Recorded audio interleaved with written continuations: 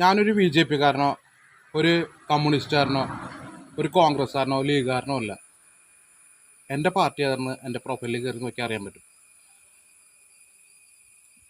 പാർട്ടിയല്ല, നമ്മുടെ നാടിന് വികസനം കൊണ്ടുവരുന്ന വ്യക്തി ആരാണോ ആ വ്യക്തിയാണ് നമ്മൾ സ്നേഹിക്കുന്നത്. ഹായ്, നമസ്കാരം. ഞാൻ ജിജോ പീറ്റർ ചക്കരപ്പാടാണ്. JP മീഡിയയിലേക്ക് എല്ലാവർക്കും സ്വാഗതം. ഞാനിപ്പോൾ ഇന്ന് നിൽക്കുന്നത് പടിയൂർ പഞ്ചായത്തിൽ 7-ാം വാർഡിലാണ്. ഇവിടെ ഒരു വോളിബോൾ കോർട്ട് ഇന്ന് ഉദ്ഘാടനമാണ് വരുന്നത്. സുരേഷ് ഗോപിയാണ്. അപ്പോൾ അതിനെ ചൊല്ലി ഇവിടെ പഞ്ചായത്തിൽ തർക്കങ്ങളുണ്ട്. ആ തർക്കങ്ങൾ എന്താണ് എന്നുള്ളത് നമ്മളിവിടുത്തെ വാർഡ് മെമ്പറായ പ്രഭാത് മെമ്പർ ഇവിടെ ഉണ്ട്. മെമ്പർ അടുത്ത കാര്യങ്ങളൊക്കെ നമുക്ക് ചോദിക്കാം. ഹായ്, നമസ്കാരം മെമ്പറെ.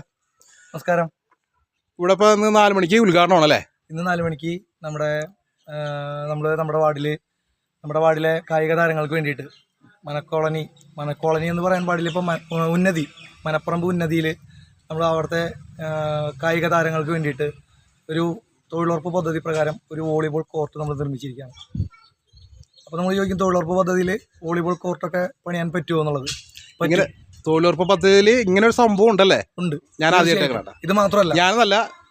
ഇത് മാത്രമല്ല നമ്മുടെ വാർഡിൽ കേന്ദ്ര സർക്കാർ പദ്ധതി പ്രകാരം എന്ന് നമ്മൾ പറയുന്നത് ഏറ്റവും കൂടുതൽ പദ്ധതികൾ തൊഴിലുറപ്പ് പദ്ധതി പ്രകാരമാണ് നമുക്ക് ചെയ്യാൻ പറ്റിയിട്ടുള്ളത്. ഈ കോളനിയിൽ 30ഓളം വീടുകളുണ്ട്. ഈ 30 വീടുകളിലും സോക്ക് പിറ്റ്, കമ്പോസ്റ്റ് പിറ്റ് നമുക്ക് കൊടുക്കാൻ പറ്റിയിട്ടുണ്ട്. തൊഴിലുറപ്പ് പദ്ധതി പ്രകാരം മാത്രമാണ് അത് ചെയ്യാൻ പറ്റിയിരിക്കുന്നത്. അതേപോലെ ഈ വോളിബോൾ കോർട്ട് അത് നമ്മൾ എന്താ പറയുക, ആ തൊഴിലുറപ്പിൻ്റെ ആ പദ്ധതി വിശദമായ പഠനം നടത്തി ഇതിലിങ്ങനെ ഒരു സാധ്യത നിലനിൽക്കുന്നു എന്ന് കണ്ടതിൻ്റെ അടിസ്ഥാനത്തിൽ നമുക്ക് എല്ലാവരും റോഡുകളാണ് കേന്ദ്രീകരിക്കുന്നത്. തോടുകൾ തൊഴിലുറപ്പ് പദ്ധതി പ്രകാരം കിട്ടുന്ന ഫണ്ട് കൊണ്ട് തോടുകളൊക്കെ കേന്ദ്രീകരിച്ച് പണിയുമ്പോൾ നമ്മളൊരു വ്യത്യസ്തത പുലർത്തിക്കൊണ്ട് നമ്മുടെ വാർഡിലെ കുട്ടികൾക്ക് കായിക പരിശീലനം നടത്താൻ വേണ്ടിയിട്ട് നമ്മുടെ പഞ്ചായത്ത് ഇത്ര കാലമായിട്ടും ഒരു കായിക താരങ്ങൾക്ക് വേണ്ടിയിട്ടുള്ള ഒരു കായിക വികസനം നടത്താനുള്ള ഒരു സംവിധാനങ്ങൾ ഇതുവരെ നമ്മുടെ പഞ്ചായത്തിൽ ഇല്ല എന്നുള്ളതാണ്. അവർക്ക് വേണ്ടിയിട്ടാണ് ഈ വോളിബോൾ കോർട്ട് നമ്മൾ റോഡ് പണിക്ക് കിട്ടിയ ഫണ്ട് കൊണ്ട് 5 വർഷത്തിലൊരിക്കലാണ് നമുക്ക് നമ്മുടെ വാർഡിലേക്ക് ഈ ഫണ്ട് വരുന്നത്. ആ ഫണ്ട് ഉപയോഗിച്ച് നമ്മൾ പണിതത് കുട്ടികൾക്ക് ഒരു വോളിബോൾ കോർട്ടാണ് പണിത് കൊടുത്തത്. അതിനെ ചൊല്ലി വിവാദങ്ങൾ ഒരുപാട് വിവാദങ്ങളുണ്ട്, അതും കൂടി ചോദിക്കുന്നത്. പ്രിയപ്പെട്ടവരെ, ഞാൻ ലിജി രതീഷ്, പടിയൂർ ഗ്രാമപഞ്ചായത്ത് പ്രസിഡന്റാണ്. പടിയൂർ ഗ്രാമപഞ്ചായത്തിൻ്റെ വികസന പ്രവർത്തനങ്ങൾ കക്ഷി രാഷ്ട്രീയ ഭേദമന്യേ എല്ലാ വാർഡിലും ഒരേപോലെ ഫണ്ട് വിനിയോഗിച്ചുകൊണ്ടാണ് നടത്തുന്നത്. അതിൻ്റെ ഭാഗമായി തന്നെ പടിയൂർ പഞ്ചായത്തിൻ്റെ 7-ാം വാർഡിൽ തൊഴിലുറപ്പ് ഫണ്ട് ഉപയോഗിച്ച് ഭരണസമിതിയുടെ അംഗീകാരത്തോടുകൂടി അതിമനോഹരമായ ഒരു വോളിബോൾ കോർട്ടും ഒരുങ്ങിക്കഴിഞ്ഞു. പഞ്ചായത്തിൻ്റെ വിവിധ മേഖലയിലുള്ള വികസന പ്രവർത്തനങ്ങളുടെ ഉദ്ഘാടന കർമ്മങ്ങൾ നടത്താൻ കൂടിയാലോചിച്ചുകൊണ്ടിരിക്കുന്ന ഈ അവസരത്തിലാണ് മെമ്പർ ആ വോളിബോൾ കോർട്ടിൻ്റെ ഉദ്ഘാടനം സ്വയം തീരുമാനിച്ച് നടത്താൻ ഒരുങ്ങുന്നത്. ഇതിന് പഞ്ചായത്ത് കമ്മിറ്റിയുടെയോ ഭരണസമിതിയുടെയോ ഒരു അംഗീകാരവും ഇല്ല.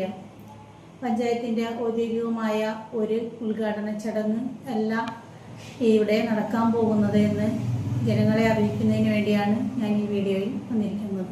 പഞ്ചായത്തിൽ അറിയിച്ചില്ല അവർ പറയുന്നു. പക്ഷേ അതിൻ്റെ അടിസ്ഥാനരഹിതമായ കാര്യങ്ങളാണ് അവർ പറയുന്നത്. അതിൻ്റെ വാസ്തവം എന്താണെന്ന് വെച്ചാൽ 8-ാം തീയതി ഈ മിനിഞ്ഞാന്ന് 8-ാം തീയതി നമുക്ക് അടിയന്തര കമ്മിറ്റി ഉണ്ടായിരുന്നു 10:30. ആ അടിയന്തര കമ്മിറ്റിയുടെ ഇടയിൽ ഒരു 11 മണിയോട് കൂടിയാണ് സുരേഷ് ഗോപിയുടെ ഓഫീസിൽ നിന്ന് എനിക്ക് കോൾ വരുന്നത്. മറ്റന്നാൾ 4 മണിക്ക്, വെള്ളിയാഴ്ച 4 മണിക്ക് സുരേഷ് ഗോപിക്ക് ഒഴിവുണ്ട്. ആ 4 മണി സമയത്ത് ഇതിൻ്റെ ഉദ്ഘാടനം നടത്താൻ പറ്റുമെന്നാണ് എന്നോട് ചോദിച്ചത്. ഞാനപ്പോൾ അവരപ്പം തന്നെ അറിയിച്ചു, ഞാൻ പഞ്ചായത്തിൽ കമ്മിറ്റിയിലാണ് ഇരിക്കുന്നത്, പ്രസിഡൻറ്റും എല്ലാ മെമ്പർമാരും ഇവിടെയുണ്ട്, ഞാൻ ചോദിച്ചിട്ട് പറയാമെന്ന് പറഞ്ഞ് ഫോൺ കട്ട് ചെയ്തു. ഞാൻ പ്രസിഡൻറ്റിനോട് ചോദിച്ചു, പ്രസിഡൻറ്റ് ഇത് നമുക്ക് 4-ാം തീയതി വെള്ളിയാഴ്ച 4 മണിക്ക് പ്രസിഡന്റിന് ഒഴിവുണ്ടോ നമുക്കിത് നടത്താൻ വേണ്ടിയിട്ട്. പ്രസിഡന്റ് ഒഴിവുണ്ടെന്ന് പറഞ്ഞത് ഇതിന് പഞ്ചായത്തിൽ ചെന്ന് ചോദിച്ചോ അല്ലെങ്കിൽ ഫോണിലൂടെ അല്ല, കമ്മിറ്റിയിൽ ഇരിക്കുകയാണ്. ഞങ്ങൾ എല്ലാ മെമ്പർമാരും കമ്മിറ്റിയിൽ ഇരിക്കുകയാണ്. ആ കമ്മിറ്റിയിൽ ആണ് നമ്മുടെ പാലിയേറ്റീവ് പേഷ്യൻറ്റിനെ ടൂർ കൊണ്ടുപോകാൻ വേണ്ടിയിട്ട് കമ്മിറ്റിയിലൊരു അജണ്ട ഉൾപ്പെടുത്തിക്കൊണ്ട് ആ ഡോക്ടറും 3 നഴ്സുമാരും അവിടെ ഉണ്ടായിരുന്നു. ഇതിൻ്റെ സാക്ഷികൾ അവർ ഇടയ്ക്കാണ് സാക്ഷികൾ. ഇത് അതിനിടയിലാണ് പഞ്ചായത്ത് പ്രസിഡന്റ് എനിക്ക് ഒഴിവുണ്ട്, ഇത് പങ്കെടുക്കാം, അറിയിപ്പ് കൊടുത്തോളാൻ പറഞ്ഞത് MP-യുടെ ഓഫീസിലേക്ക്.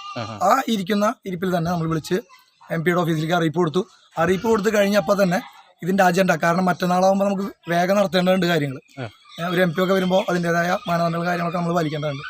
അപ്പോൾ നമ്മൾ പ്രസിഡന്റിനോട് ചോദിച്ചാൽ എന്താണ് നമ്മൾ നോട്ടീസ് അടിക്കുമ്പോൾ ആരൊക്കെയാണ് എന്തൊക്കെയാണ്. അപ്പോൾ നമ്മളോട് പറഞ്ഞു ഉദ്ഘാടകൻ ആള് സുരേഷ് ഗോപി, അധ്യക്ഷൻ എൻ്റെ പേര് എഴുതിക്കോ ലജി രതീഷ്, സ്വാഗതം പറയുന്നത് വൈസ് പ്രസിഡന്റ്, അത് കഴിഞ്ഞ് വികസനം, ക്ഷേമകാര്യ സ്റ്റാൻഡിംഗ് കമ്മിറ്റി, ആരോഗ്യകാര്യ സ്റ്റാൻഡിംഗ് കമ്മിറ്റി, പിന്നെ ബ്ലോക്ക് തല ഉദ്യോഗസ്ഥർ, തൊഴിലുറപ്പിൻ്റെ ഉദ്യോഗസ്ഥർ, അങ്ങനെ നമ്മൾ നോർമൽ അജണ്ടകൾ എങ്ങനെയാണ് നടക്കുന്നത് പഞ്ചായത്തിൽ അതുപോലെ എഴുതാനായിട്ട് പ്രസിഡന്റിന്റെ മുമ്പിൽ വെച്ച് തന്നെ നമ്മൾ എഴുതി പോരുകയാണ് ചെയ്തത്. എഴുതി പോന്ന് ഒരു മണിക്കൂറിന് ശേഷം നമ്മൾ നോട്ടീസ് അടിക്കാൻ ചെന്നിരിക്കുമ്പോഴാണ് പ്രസിഡന്റ് വിളിക്കുന്നത്.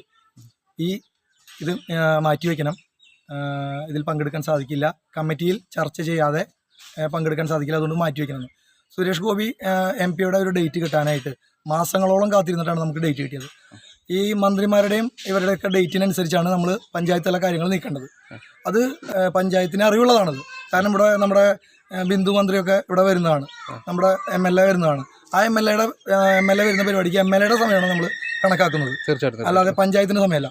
അപ്പോൾ ഞാൻ ചോദിച്ചു അങ്ങനെയെങ്കിൽ അജണ്ട ചർച്ച ചെയ്യാനായിട്ട് ഇന്നത്തെ കമ്മിറ്റിയിൽ നമുക്കത് ഉൾപ്പെടുത്തിക്കൂടെ ചോദിച്ചു. അപ്പോൾ സെക്രട്ടറി ഇവിടെ ഉണ്ടായിരുന്നില്ല, കോടതിയിലായിരുന്നു. സെക്രട്ടറിയെ ഞാൻ വിളിച്ചു ചോദിച്ചു. സെക്രട്ടറി പറഞ്ഞു അത് ഉൾപ്പെടുത്താം, യാതൊരു നിയമ തടസ്സങ്ങളും ഇല്ല. അത് ഞാൻ പ്രസിഡന്റിനെ വിളിച്ച് ചോദിച്ചപ്പോൾ പ്രസിഡന്റ് പറഞ്ഞത് നടക്കില്ല, കമ്മിറ്റി ഇട്ട ചർച്ച ചെയ്ത് ഈ ഉദ്ഘാടന തീയതി മാറ്റി വയ്ക്കാനാണ് പറഞ്ഞത്. ആ ഉദ്ഘാടന മാറ്റി വയ്ക്കണം, ഒരു കാരണമില്ലാതെ. അല്ലെങ്കിൽ ഒരു കാരണം പറയണം, ഇന്ന കാരണം കൊണ്ട് ഞങ്ങൾ മാറ്റുന്നു, ഞാൻ അറിയാതെ പറഞ്ഞു പോയതാണ്, അല്ലെങ്കിൽ ഇന്ന കാരണമുണ്ട്. നാളിതുവരെ ഒരു ഗ്രൂപ്പിലും ഇന്ന കാരണം കൊണ്ട് എന്ന് പറഞ്ഞിട്ടില്ല. ഇപ്പോൾ പല ഗ്രൂപ്പുകളിൽ ചർച്ച വന്നിട്ടുണ്ട്, ഇന്ന കാരണം കൊണ്ട്. അല്ലെങ്കിൽ ബ്ലോക്ക് മെമ്പർക്ക് വേറൊരു പരിപാടി ഉണ്ടായിരുന്നു, അല്ലെങ്കിൽ പഞ്ചായത്ത് പ്രസിഡന്റ് ഒരു പരിപാടി ഉണ്ടായിരുന്നു, ഞാൻ ശ്രദ്ധിച്ചില്ല. ഇന്ന കാരണങ്ങളൊന്നുമില്ല, ഒരു കാരണവുമില്ലാതെ രാഷ്ട്രീയ ലക്ഷ്യം വെച്ചുകൊണ്ട് മാത്രം സുരേഷ് ഗോപി എന്ന കേന്ദ്രമന്ത്രിയെ ഇവിടേക്ക് വരുത്തരുത് എന്ന വ്യക്തമായ കാരണങ്ങൾ, വ്യക്തമല്ലാത്ത കാരണങ്ങൾ കൊണ്ട് ഇത് നിഷേധിക്കുകയാണ് അവർ ഇവിടെ കേന്ദ്രമന്ത്രി ഇവിടെ വരരുത്, അതാണ് അവരുടെ ലക്ഷ്യം. ആ രാഷ്ട്രീയ ലക്ഷ്യം നടപ്പാക്കാനായിട്ട് പടിയൂരിലെ BJP സമ്മതിക്കില്ല. BJP സമ്മതിക്കില്ല. വാർഡ് മെമ്പറായ നമുക്കും വിഷമമുണ്ട്. കാരണം നമ്മൾ ഒരുപാട് പദ്ധതികൾ, കേന്ദ്ര പദ്ധതികൾ, ഇപ്പോൾ ഈ ഒരു കോർട്ട് മാത്രമല്ല, എല്ലാവരും ചോദിക്കുന്നത് ഈ ഒരു കോർട്ട് മാത്രം ആണോ എന്ന് ചോദിക്കുന്നത്. ഈ കോർട്ട് മാത്രമല്ല, ഞാൻ പറഞ്ഞില്ലേ, ഈ കോളനിയിലെ എല്ലാ വീട്ടിലെയും സോഫ്റ്റ് പിറ്റ്, കമ്പോസ്റ്റ് പിറ്റ് നമ്മൾ കൊടുത്തിട്ടുണ്ട് 36 വീടുകൾക്ക്. അതേപോലെ തൊഴിലുറപ്പ് പദ്ധതി പ്രകാരം നമ്മുടെ കാര്യങ്ങാടി തോട് 300 മീറ്ററോളം നമ്മൾ കയർ ബോസ്ത്രം വിരിച്ചിട്ടുണ്ട്. അതുപോലെ തന്നെ കേന്ദ്ര പദ്ധതിയായ ഉജ്ജ്വൽ യോജന പദ്ധതി പ്രകാരം 30ഓളം വാർഡിലല്ല, ഈ വളവനങ്ങാടി മേഖലയിൽ 30ഓളം കുടുംബങ്ങൾക്ക് സൗജന്യ ഗ്യാസ് കണക്ഷൻ, ഗ്യാസ് സ്റ്റവും നമുക്ക് കൊടുക്കാൻ സാധിച്ചിട്ടുണ്ട്. അതൊക്കെ ഈ തൊഴിലുറപ്പ് പദ്ധതിയുടെ ഭാഗമാണ്. തൊഴിലുറപ്പ് പദ്ധതിയില്ല, കേന്ദ്ര പദ്ധതി. അദ്ദേഹം വരുന്നത് തൊഴിലുറപ്പ് പദ്ധതിയെ ഈ കേന്ദ്ര പദ്ധതികളുടെ ഉദ്ഘാടനത്തിനാണ് അദ്ദേഹം വരുന്നത്, വാർഡിൽ നടത്തിയിട്ടുള്ള. അതുപോലെ തന്നെ സൗജന്യമായി ഒരു അംഗപരിമിതനായ ഒരു വ്യക്തിക്ക് ഒരു പരിപൂർണ്ണ സൗജന്യം കിണർ പണിത് കൊടുക്കാൻ സാധിക്കുന്നത് തൊഴിലുറപ്പ് പദ്ധതിയിലാണ് നടന്നത്. വലിയ വലിയ കാര്യങ്ങളല്ലേ. ഒരു അംഗപരിമിതനായ വ്യക്തി, അദ്ദേഹത്തിന് അമ്മ 80 വയസ്സായ അമ്മയും അദ്ദേഹം മാത്രമേ ഉള്ളൂ. അദ്ദേഹത്തിന് ഒരു കിണറില്ല. അദ്ദേഹം അയലകത്തെ വീട്ടിൽ നിന്ന് ഇരുന്ന് നിരങ്ങിയാണ് വെള്ളം കൊണ്ടുവരുന്നത്. അദ്ദേഹത്തിൻ്റെ ഒരു കിണർ പണിത് കൊടുക്കാനായിട്ട് പഞ്ചായത്തിൽ ഭരണസമിതിക്കും കഴിഞ്ഞ ഭരണസമിതിക്കും സാധിച്ചിട്ടില്ല. ആ പരിപാടി നമ്മൾ ഒരു കോൺട്രാക്ടർ നിർത്തിക്കൊണ്ട് നമ്മളത് ചെയ്തു കൊടുത്തു. അതുപോലെ ക്ഷീരകർഷകർക്ക് തൊഴുത്ത് 2 ലക്ഷം രൂപയാണ് താഴെ വരും ഒരു തൊഴുത്തിന്, അത് 2 പേർക്ക് നമുക്ക് പണിത് കൊടുക്കാൻ സാധിച്ചിട്ടുണ്ട്. അതേപോലെ കോഴി വളർത്തൽ, ഉപജീവന മാർഗം കോഴി വളർത്തൽ, ഒരു 30,000 രൂപയുടെ കൂടുകൾ നമുക്ക് പണിത് കൊടുക്കാൻ സാധിച്ചിട്ടുണ്ട്. ഇതൊക്കെ കേന്ദ്ര പദ്ധതികളാണ്. ഇപ്പം നമുക്ക് ഇവിടെ അറിയാം, നമ്മുടെ ഒരു വ്യവസായി ഉണ്ട് ഇവിടെ, അദ്ദേഹം 2 കോടിയോളം രൂപയാണ് മുദ്ര ലോൺ പദ്ധതി, കേന്ദ്ര സർക്കാരിൻ്റെ പദ്ധതിയാണ്. 2 കോടിയോളം രൂപയുടെ പദ്ധതികളാണ് ആൾ നടപ്പിലാക്കിക്കൊണ്ടിരിക്കുന്നത്. നമ്മുടെ പഞ്ചായത്തിലും ആൾ താമസിക്കുന്ന എൻ്റെ വീട്ടിലാണ്, എൻ്റെ വാർഡിലാണ്. ആ വാർഡിൽ തന്നെ അദ്ദേഹത്തിന് ചെറിയ ബിസിനസ് നടന്നുകൊണ്ടിരിക്കുന്നു. അപ്പോൾ ഇത്തരം പദ്ധതികൾ, കേന്ദ്ര പദ്ധതി. ഇപ്പോൾ ഇത് അംഗനവാടിയാണ് തൊട്ടടുത്ത് കാണുന്നത്. ഈ അംഗനവാടിയിലേക്ക് ജില്ലാ പഞ്ചായത്ത് പദ്ധതി പ്രകാരം, ശുചിത്വ പദ്ധതി പ്രകാരം ഒരു കുട്ടികൾക്ക് ബേബി ഫ്രണ്ട്ലി ടോയ്ലറ്റ് നമുക്ക് കൊണ്ടു കൊടുക്കാൻ വെച്ചിട്ടുണ്ട്. ഇവിടെ നമ്മൾ ഇങ്ങോട്ട് കയറി വരുമ്പോൾ തന്നെ വില്ലേജിൻ്റെ അടുത്ത് ഒരു വായനശാലയുണ്ട്. ആ വായനശാലയ്ക്ക് നമുക്ക് ടോയ്ലറ്റ്, മേലെ നിന്ന് ടാങ്ക് വെച്ച് പ്ലംബിംഗ് സൗകര്യം, രണ്ടിലും അത് നമുക്ക് ചെയ്തു കൊടുക്കാനായിട്ട് സാധിച്ചിട്ടുണ്ട്. അത് 1 ലക്ഷത്തിന് മുകളിൽ വരുന്ന പദ്ധതികളാണ്. ഇതൊക്കെ കേന്ദ്ര പദ്ധതികളാണ്. അതിൻ്റെ ഉദ്ഘാടനത്തിനാണ് വരുന്നത്. ഇനി പഞ്ചായത്ത് തലത്തിൽ നടക്കുന്ന കാര്യങ്ങളുണ്ട്, അത് നമ്മൾ വരും ദിവസങ്ങളിൽ നമ്മൾ പുറത്തു വിടാനായിട്ട് നിൽക്കുന്നു. പഞ്ചായത്ത് തലത്തിൽ നടന്ന വികസനങ്ങൾ അതും നമുക്ക് ഉദ്ഘാടനം നടത്തേണ്ടതുണ്ട്. അതുപോലെ നമ്മുടെ ഈ അംഗനവാടി നമ്മൾ വരുമ്പോൾ ചോർന്നൊലിക്കുന്ന സാഹചര്യം ഉണ്ടായിരുന്നത്. ആ അംഗനവാടിയിൽ ഇപ്പോൾ നമ്മൾ എന്താ പറയുക, പടിയൂർ ഗ്രാമപഞ്ചായത്തിലെ ഏറ്റവും ആദ്യത്തെ AC ഉള്ള അംഗനവാടിയാണ് കേട്ടത്. എയർ കണ്ടീഷനുള്ള അംഗനവാടിയാണത് എൻ്റെ അംഗനവാടി.